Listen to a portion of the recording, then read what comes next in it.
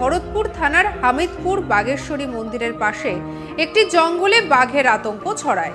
আর যে ছবিটা আপনারা দেখতে পাচ্ছেন, এই ছবিটাই ক্যামেরাবন্দি হয়েছে।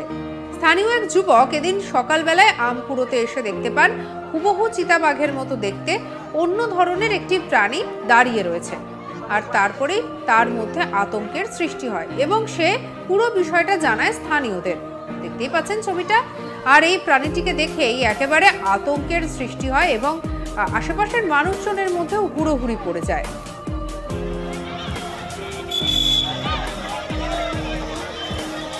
দেখতেই পাচ্ছেন মানুষজন কিরকম ভাবে ভিড় করেছেন।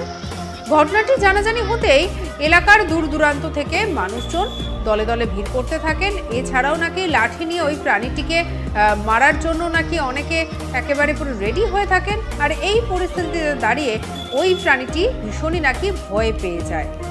জানা গিয়েছে যে নাকি অনেকে আবার খুঁজোখুঁজিও শুরু করে। এই প্রাণীটি আদতেও কি বাঘ, তা নিয়েও শুরু হয় রহস্য। শুনবো স্থানীয় বাসিন্দা সীমন্ত ঘোষ কি বলছেন।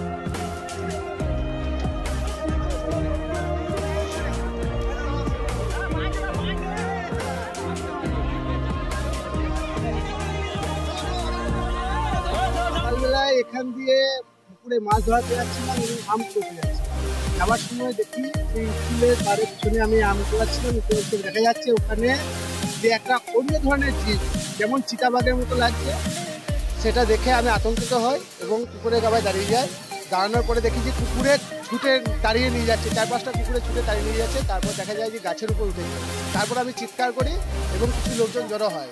জড়ো হওয়ার পর ওখান থেকে লোকজন কেউ কেউ বলছে চিতাবাঘ বলার জন্যই। তারপর লোকা দিয়ে কেউ খুঁচোচ্ছে, খুঁচো থেকে দেখা যাচ্ছে যে লোকাতে পা দিয়ে লাফিয়ে ওরা। সকালবেলা জানতে পারি একজনের কাছ থেকে, তো জানার পরে সাথে সাথে আমরা অফিস থেকে যাই। যাওয়ার পরে আগে প্রথমে জিনিসটা দেখি কি অবস্থা আছে কি না অবস্থা। তারপরে আমরা খাঁচা নিয়ে যাই ওখানে।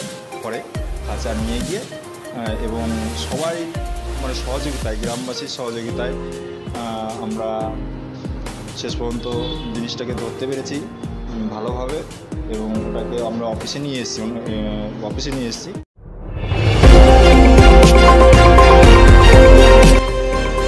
আমার বাংলা, সঙ্গে থাকুন, সঙ্গে রাখুন। আমার বাংলা।